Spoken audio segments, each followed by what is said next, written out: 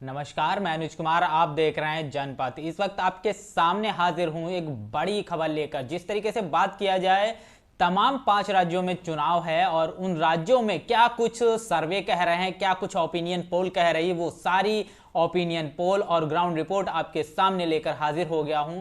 लेकिन उससे पहले जान लेते हैं, जिस तरीके से बात किया जाए, मध्य प्रदेश, छत्तीसगढ़, तेलंगाना, मिजोरम, राजस्थान, इन 5 राज्यों में चुनाव है और इन 5 राज्यों में क्या कुछ स्थिति रहेगी इन राजनीतिक पार्टियों की, उस पर भी हम बात करेंगे। लेकिन उससे पहले आपको मैं बता देना चाहता हूं, मिजोरम में जो है वो चुनाव संपन्न हो चुका है और मिजोरम की अगर बात की जाए, वो कितनी सीटें हैं, क्या कुछ होगा, वो भी आपको बताएंगे। इससे पहले अगर बात किया जाए छत्तीसगढ़ और बात किया जाए मध्य प्रदेश, इन दोनों राज्यों में, छत्तीसगढ़ में पहले चरण का जो चुनाव संपन्न हो चुका है, लेकिन 17 तारीख को मध्य प्रदेश और छत्तीसगढ़ दोनों जगह चुनाव है। बात किया जाए राजस्थान की, तो राजस्थान में 25 नवंबर को चुनाव है और बात किया जाए तेलंगाना की, तो तेलंगाना में 30 नवंबर को चुनाव है।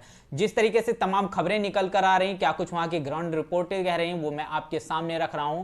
बात किया जाए मिजोरम की, तो मिजोरम में जिस तरीके से बड़ी खबर निकल कर आ रही है, मिजोरम में कुल अगर सीटों की बात किया जाए तो कुल 40 सीटें जो मिजोरम में हैं और इन 40 सीटों में से जो भी पार्टी 21 विधायक बना लेती है, 21 सीटें जीत लेती है, वो अपना जो है वहां दावेदारी पेश करके अपनी सरकार बना सकती है। बात किया जाए मिजोरम में, तो मिजोरम में जिस तरीके से खबर निकल कर आ रही है कि मिजोरम में मिजो नेशनल फ्रंट एक पार्टी है, जो एक क्षेत्रीय पार्टी है, उसका काफी वर्चस्व नजर आ रहा है। और बात किया जाए कांग्रेस की, तो कांग्रेस भी वहां पर ठीक ठाक चुनाव लड़ रही है। लेकिन बीजेपी की बात किया जाए तो बीजेपी जो है वो मिजोरम में गायब होती हुई नजर आती हुई दिखाई दे रही है। और जिस तरीके से तमाम खबरें निकल कर आ रही हैं, मिजोरम में जिस तरीके से अगर बात किया जाए तो कांग्रेस और मिजो जो नेशनल फ्रंट है, ये दोनों मिलकर भी चुनाव जो है सरकार बना सकती हैं। लेकिन वहां पर एक आपको मैं एक साफ तौर पे बात बता देना चाहता हूं कि मिजो नेशनल फ्रंट जो क्षेत्रीय पार्टी है,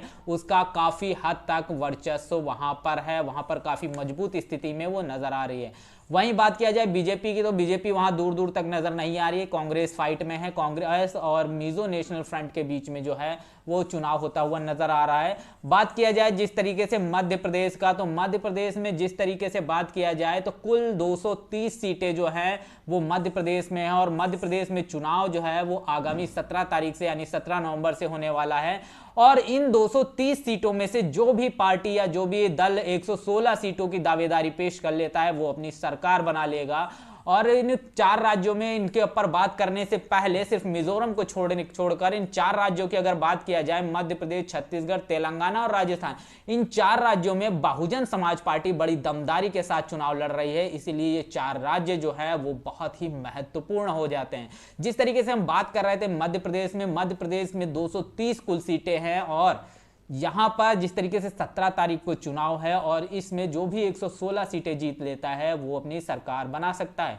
मध्य प्रदेश में बीजेपी की जो बात किया जाए तो बीजेपी की स्थिति थोड़ा सा खराब हो चुकी है। कांग्रेस यहां पर थोड़ा ठीक ठाक जो है कांग्रेस वापसी कर सकती है। लेकिन बात किया जाए मध्य प्रदेश में बहुजन समाज पार्टी और गोंडवाना गणतंत्र पार्टी दोनों का गठबंधन जो है वो चुनाव लड़ रहा है और बहुत ही दमदारी और मजबूती के साथ चुनाव लड़ता हुआ नजर आया। ग्राउंड रिपोर्ट पे जिस तरीके से निकल कर आई, यहां पर लगभग 30 ऐसी सीटें हैं जहां पर ये गठबंधन यानी बहुजन समाज पार्टी और गोंडवाना गणतंत्र पार्टी का जो गठबंधन है, ये बहुत ही मजबूती के साथ में चुनाव लड़ता हुआ नजर आया। 30 सीटें जो हैं बहुत मजबूत हैं। और जिस तरीके से बात किया जाए, मध्य प्रदेश भी जो है वो दलित और आदिवासी बाहुल्य क्षेत्र है और इस क्षेत्र में इन दोनों पार्टियों का काफी अच्छा जनाधार है। बात किया जाए भिंड, मुरैना, ग्वालियर, ये सारे जो संभाग हैं बहुजन समाज पार्टी के बहुत ही मजबूत संभाग हैं और इसी के हवाले से अगर देखा जाए तो 30 ऐसी सीटें हैं जिस पर यह गठबंधन बड़ी मजबूती से चुनाव लड़ रहा है। और इसी के हवाले से अगर देखा जाए तो मध्य प्रदेश में बिना बहुजन समाज पार्टी के गठबंधन है, बहुजन समाज पार्टी के बिना किसी की भी सरकार नहीं बन सकती। ये साफ तौर पर नजर आता हुआ दिखाई दे रहा है। अगर कांग्रेस भी यहां सरकार बनाती है तो कांग्रेस को बहुजन समाज पार्टी के बिना सरकार नहीं बना सकती है। यानी कि कहा जाए तो बहुजन समाज पार्टी मध्य प्रदेश में किंग मेकर की भूमिका में नजर आती हुई दिखाई दे रही है। इसके बाद अगर बात किया जाए राजस्थान की, तो राजस्थान में अगर मैं आपको बता दूं तो 200 कुल सीटें हैं राजस्थान में, जिसमें 101 सीटें अगर कोई भी पार्टी जीत लेती है तो वो अपनी दावेदारी पेश कर अपनी सरकार बना सकती है। यानी कि मध्य प्रदेश में अब जिस तरीके से देखा जाए, उसी के हवाले से अगर राजस्थान में देखा जाए तो राजस्थान में जहां पर 200 सीटें हैं और 101 सीटों बहुमत के लिए चाहिए, और राजस्थान में 25 नवंबर को जो है वो चुनाव है। और 25 नवंबर में अगर देखा जाए जो चुनाव होने वाला है, इस चुनाव में बहुजन समाज पार्टी जो है, जहां मध्य प्रदेश और छत्तीसगढ़ में गठबंधन के साथ चुनाव लड़ रही, लेकिन मध्य प्रदेश के अलावा और छत्तीसगढ़ के अलावा राजस्थान में वो बड़ी मजबूती के साथ एकला की चलो की नीति पर चुनाव लड़ती हुई नजर आ रही, बड़ी दमदारी के साथ चुनाव लड़ रही है। और बहुजन समाज पार्टी के जब जो पदाधिकारी हैं उनसे बात की गई तो उन्होंने बताया कि हम 60 सीटों को लेकर जो है बड़ी मजबूती से चुनाव लड़ रहे हैं, यानी 60 सीटों पर कड़ी दावेदारी पेश कर रहे हैं। और बहुजन समाज पार्टी की अगर बात किया जाए तो 6 विधायक पहले थे जिनको तोड़कर कांग्रेस ने अपनी पार्टी में मिलाकर सरकार बनाई थी। तो जिस तरीके से बात किया जाए अगर राजस्थान में, तो राजस्थान में भी बहुजन समाज पार्टी जो है लगभग 30 से 35 ऐसी सीटें हैं जिन पर बड़ी मजबूती से जो है वो चुनाव लड़ती हुई नजर आ रही है। लेकिन कांग्रेस की अगर बात किया जाए तो मध्य राजस्थान में कांग्रेस की वापसी नहीं होती हुई नजर आ रही है। मध्य अगर बात किया जाए राजस्थान में, तो राजस्थान में कहीं ना कहीं बीजेपी की वापसी हो सकती है, लेकिन बहुजन समाज पार्टी के बिना किसी की भी सरकार बननी निश्चित नहीं है। यानी बहुजन समाज पार्टी राजस्थान में भी एक बड़ी किंगमेकर की भूमिका में नजर आती हुई दिखाई दे रही है। राजस्थान के आंकड़े जो आपके सामने रखे। इसके बाद बात कर लेते हैं तेलंगाना की। तो तेलंगाना में कुल 119 सीटें हैं और कुल 119 सीटों में जो भी पार्टी जो है 60 सीटें जीत लेती है वो अपनी सरकार बना सकती है। और बात किया जाए तेलंगाना में, तो तेलंगाना में 30 नवंबर को जो है वो चुनाव होगा। और इस चुनाव में अगर बात किया जाए, बहुजन समाज पार्टी इतनी दमदारी के साथ चुनाव लड़ रही है। यहां पर जो बहुजन समाज पार्टी की जो कमान है वो retired IPS officer doctor RS Praveen को दी गई है, और उनको ही बसपा सुप्रीमो मायावती ने तेलंगाना से बहुजन समाज पार्टी का सीएम पद का दावेदार भी घोषित किया है। और बड़ी मजबूती के साथ आरएस प्रवीण जो है लगातार चुनावी रणनीतियां अपना रहे हैं, तमाम तरीके से पार्टी को मेहनत करके बहुत आगे लेकर आए। और बात किया जाए तेलंगाना में जो बीआरएस है वहां की, जिसकी अभी सरकार है केसीआर की सरकार, और बहुजन समाज पार्टी के बीच में ही जो है दोनों के बीच में ही फाइट नजर आती हुई दिखाई दे रही है।